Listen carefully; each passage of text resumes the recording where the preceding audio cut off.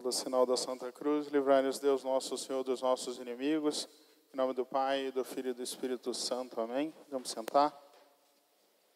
Reverendíssimo Padre Silvano, pároco dessa paróquia. Reverendíssimos Padres Fábio, Gabriel e Júlio. Reverendas religiosas, paraninfos, amados irmãos e irmãs em nosso Senhor Jesus Cristo. Continuando a reflexão acerca do conteúdo do Catecismo da Igreja Católica, hoje cabe a nós falar um pouco sobre a moralidade dos atos humanos. Vamos tentar aprender um pouco sobre isso de forma bastante simples, algo que é tão importante, não somente para a gente conhecer aquilo que é correto, de acordo com a razão e com aquilo que a Igreja nos ensina, mas também para guiar a nossa existência prática, porque quando nós estamos falando de moralidade, nós estamos falando daquilo que nós acabamos de cantar, de trilhar o caminho reto. Em primeiro lugar, é importante a gente entender o que são atos humanos. A melhor maneira, mais simples, da gente entender esse termo, o que são atos humanos, é fazer uma distinção entre atos do homem e atos humanos. Entendam bem. Atos humanos são todos aqueles atos que o ser humano faz depois de tomar uma decisão. São atos que exigem liberdade do ser humano. Então, se tem uma pessoa dormindo e ela se mexe muito, vira para um lado, vira para o outro, essa ação dela não é um ato humano, isso é um ato do homem. Ela não faz a menor ideia que ela está virando para um lado e para o outro. Ela não tem responsabilidade moral sobre isso. Quantas vezes, todos os dias, nós piscamos involuntariamente? Certo? A gente não faz isso o tempo todo? Isso é um ato do homem. Ninguém, né? Agora, se eu paro, marco com alguém um sinal. Olha, quando eu piscar para você, você faz alguma coisa. Isso é um ato humano. Porque é um ato livre. Eu fiz porque eu quis. Se eu faço um gesto, se eu chamo alguém, isso é um ato humano. Quando nós falamos dos atos humanos, nós estamos falando de atos que caem sob a valorização moral. Então, olha só, aquilo que é feito depois de uma decisão livre tem um peso moral. Piscar involuntariamente não é nem bom e nem mal. Agora, quando eu faço um ato depois de uma decisão, com a minha liberdade funcionando, isso pode ser algo bom, isso pode ser algo mal. E como que a gente sabe se um ato humano é bom ou é mal? O Catecismo nos ensina que existem 3 fontes da moralidade dos atos humanos. A primeira fonte é o objeto. O que é o objeto? É o próprio ato mesmo. É aquilo que eu estou fazendo. Se eu estou ali dando uma esmola, isso é o objeto do meu ato humano. Se eu estou ofendendo alguém, xingando alguém, isso é o objeto do ato humano. É muito simples, certo? Fácil de entender. O objeto do ato humano é a própria ação que a gente realiza. Depois disso, nós temos as intenções, ou melhor, a intenção. A intenção é o motivo pelo qual eu faço aquele ato, certo? O homem é um ser inteligente. Todo ser inteligente age por causa de algum motivo. Então, os atos humanos sempre têm uma intenção.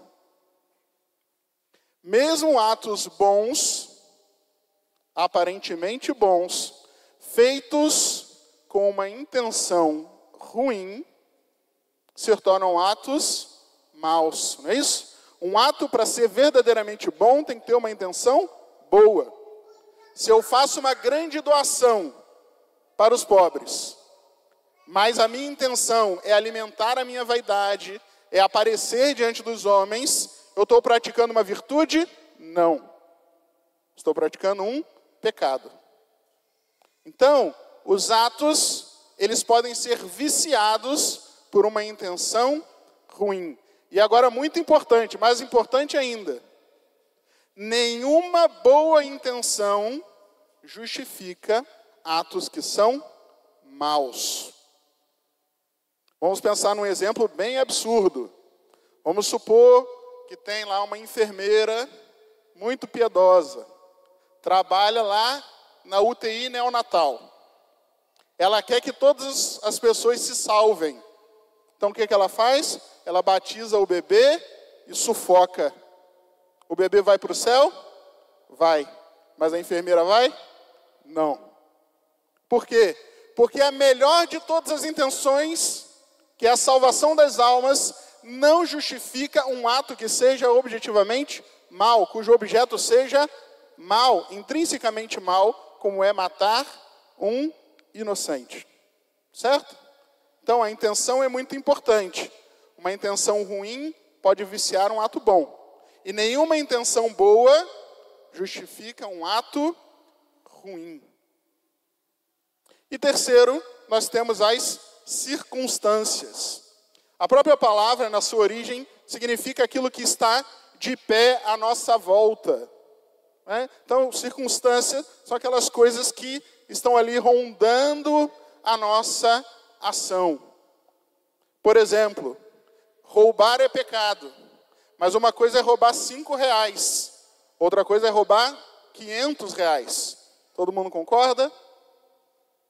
Uma coisa é você falar uma mentira que não vai fazer mal a ninguém, entre aspas, né? Porque faz mal a você mesmo. Outra coisa é você falar uma mentira que vai fazer outra pessoa perder o emprego. O que são isso? São circunstâncias. As circunstâncias, elas são importantes por quê? Porque elas fazem com que a maldade ou bondade das coisas seja agravada ou diminuída.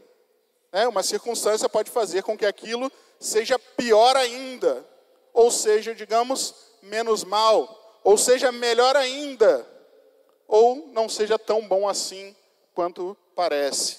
Então, as circunstâncias. De forma que nós temos aí as três fontes da moralidade dos atos humanos: objeto, intenção e circunstâncias. É isso basicamente o que o catecismo diz. Mas agora vamos refletir um pouco, tentar trazer um pouquinho para a nossa realidade, para a nossa mentalidade, certas considerações acerca de algumas coisas que nos atrapalham a entender e a viver isso que é o objeto do nosso estudo de hoje, da nossa reflexão de hoje. Existe dentro de nós uma certa estrutura, seja na nossa mente, seja no nosso coração. Existem muitas coisas que vêm de uma longa história de séculos que vão influenciando a nossa sociedade e a nós, que vai dificultando para nós a percepção e a vivência dessa realidade. Ou seja, da gente discernir e viver os atos bons, da gente conseguir discernir e evitar os atos maus. Primeira coisa, existe muita dificuldade da parte das pessoas em discernir aquilo que a gente explicou lá no início. O que são atos do homem e o que são atos humanos. Já desde o final do século XVIII, foi se imbuindo na cabeça nossa, no Ocidente, uma ideologia chamada de romantismo, que aqui tem pouco a ver com dar flores e abrir a porta do carro para a namorada. Significa, antes de tudo, uma supervalorização dos sentimentos, que produz, naturalmente, uma dificuldade de percepção do consentimento. As emoções, as paixões, e aqui é tudo a mesma coisa, emoções e paixões, são cada vez mais afloradas e cada vez mais valorizadas, na medida em que nós desvalorizamos a razão, aquilo que deveria controlar essas mesmas emoções. Nós sabemos muito bem, mais de 90% das pessoas têm uma dificuldade enorme de discernir entre tentação e pecado, não é assim? Eu não sei se eu consenti ou não. Nós temos muita dificuldade de perceber o verdadeiro lugar das emoções. E a gente acaba muitas vezes se conduzindo, se levando pelos sentimentos e permitindo que isso vá como que tomando as rédeas do nosso ser. Peço licença aos mais velhos um pouquinho, para fazer uma referência que os jovens vão entender. Nós não somos a Riley do Divertidamente. O que é isso aí? É um desenho animado, tem uma menina, dentro da cabeça dela tem uma mesa e tem algumas emoções. E essas emoções que controlam o comportamento dela. A alegria, a raiva. Não tem nenhuma razão que controla as emoções. As emoções se viram. Elas que estão no poder. E na maioria das vezes a gente vive dessa maneira. Como se as emoções fossem o motorista que dirige a nossa existência. E a gente se acostuma de tal maneira a isso, que a gente não coloca a nossa razão para tomar as rédeas e conduzir. E é por isso que a gente tende a ficar julgando os sentimentos como se fossem bons ou maus, sendo que as paixões não são nem boas e nem mais. Depende do nosso consentimento com relação a elas. Então, o que acontece? Na medida em que a gente vai deixando de lado a razão, aflorando, aumentando a importância dos sentimentos e das paixões, nós vamos perdendo a capacidade de discernir aquilo que é realmente livre, porque as paixões não são totalmente submetidas à nossa liberdade. A gente sente emoções que a gente não controla. E quando a gente vai vivendo somente de emoções incontroláveis, a gente vai perdendo essa capacidade de discernir no que eu tenho responsabilidade, no que eu tenho culpa, no que eu não tenho. Então, uma grande dificuldade nossa é essa. A gente, às vezes, não sabe se algo que a gente fez, qual é o peso moral de uma ação que a gente realiza. Em segundo lugar, existe um erro que domina muito a nossa sociedade com relação à intenção. O padre vai deixar o objeto para o final de propósito. Com relação às intenções, um funcionário público mal sucedido lá do século XVI, chamado Nicolau Maquiavel, escreveu um livrinhozinho pequenininho, em que ele formula um princípio que evidentemente não foi ele que inventou, mas ficou famoso com o nome dele, que os fins justificam os meios.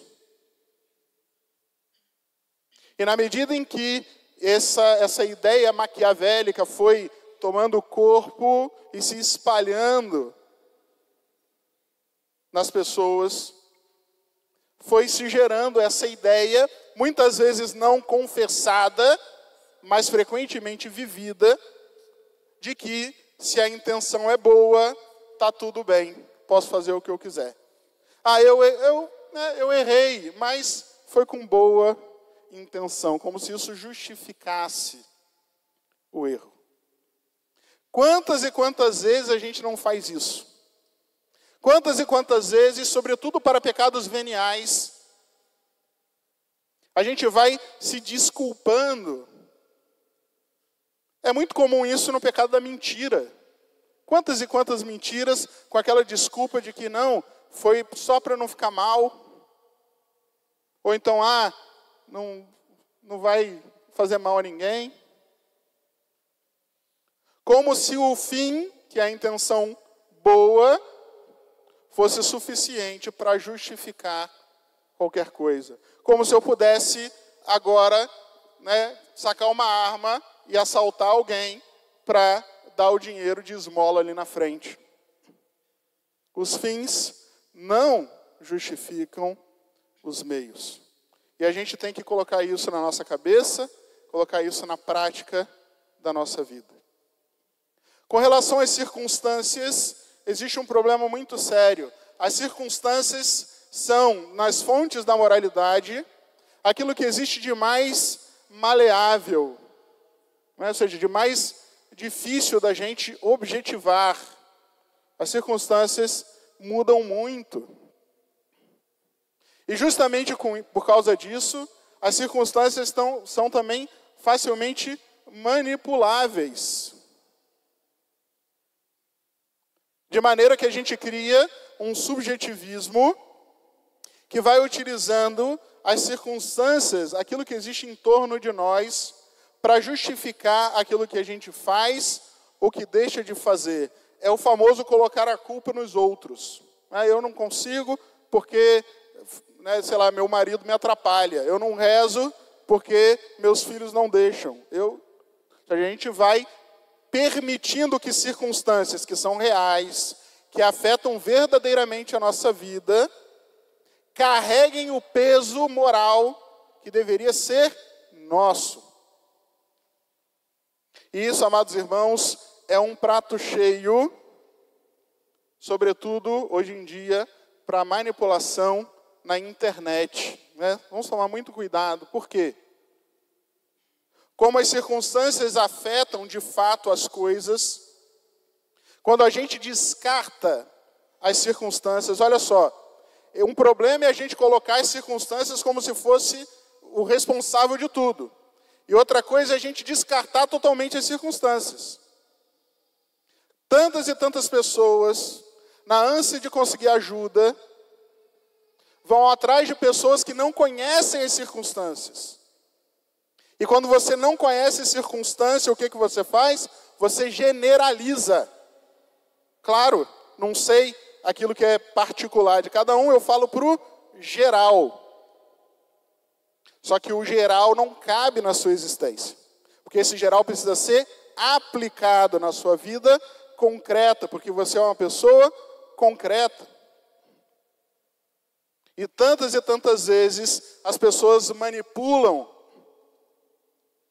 o fato de que não se prestam atenção às circunstâncias, seja para cair num rigor desmedido, seja para cair num liberalismo maldoso. As circunstâncias não substituem a nossa responsabilidade, mas elas afetam. As circunstâncias afetam não só o objeto,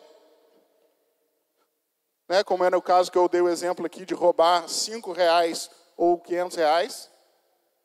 As circunstâncias afetam também a intenção.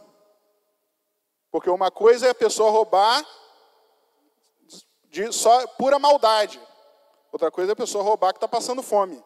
São duas coisas diferentes. Então, as circunstâncias são sim importantes.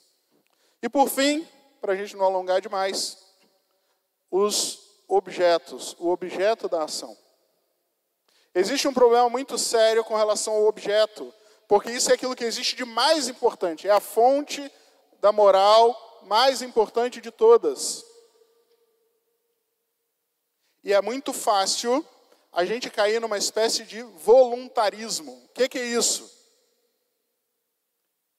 É eu achar que as coisas são boas ou mais porque eu quero que elas sejam boas ou que elas sejam mais. Ou então, é aquela pessoa que fica lá, pensando, Deus bem que podia tirar o pecado disso aqui. Deus podia ir lá e mudar os mandamentos só um pouquinho. Para eu, pelo menos, fazer errado sem peso de consciência.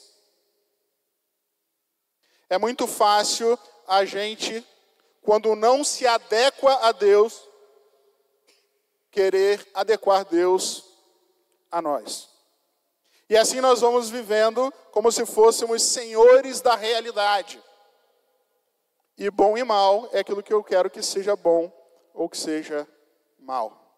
O bem é muito objetivo. O bem são 3 pessoas: Pai, Filho e Espírito Santo. O bem é Deus. É muito bonito que aqui nós adoremos a nosso Senhor, não somente o chamando de Jesus crucificado, mas de bom Jesus crucificado. Praticamente um dos fundadores desse título foi o jovem rico. O jovem rico, quando encontrou o nosso Senhor, disse: mestre, bom mestre, o que eu preciso fazer para alcançar a vida eterna? E o que Jesus responde? Por que me chamas bom? Só Deus é bom. Só Deus é bom. Deus, quando criou o mundo, fez tudo bem. E para que nós realizemos o bem, nós temos que fazer tudo de acordo com Deus. Fazer o bem significa participar na única bondade real, que é a bondade de Deus. Quando eu faço o bem, Deus está presente. Porque Deus é o único e verdadeiro bem. E é por isso, amados irmãos, que fazer o bem, caminhar no caminho reto, é a mesma coisa do que trilhar os passos de Cristo. É a mesma coisa que imitar a nosso Senhor Jesus Cristo. E é por isso que Deus, querendo deixar bem concreto aquilo que é o bem que nós devemos realizar, se encarnou, para que nós pudéssemos ver com os nossos próprios olhos, ouvir com os nossos ouvidos, o que é o bem em ação, para que as nossas ações sejam boas. E nós só seremos bons se formos como Cristo, porque só Cristo é bom.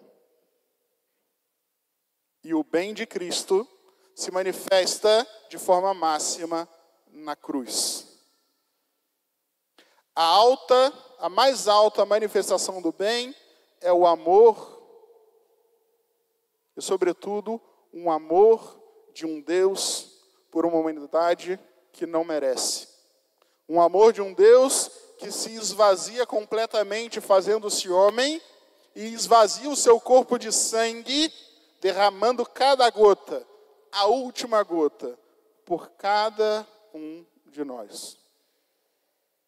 Infelizmente, nós sabemos, o jovem rico, tão feliz em chamar nosso Senhor de bom, terminou triste, porque não quis continuar no bem do jeito que Jesus queria que ele continuasse.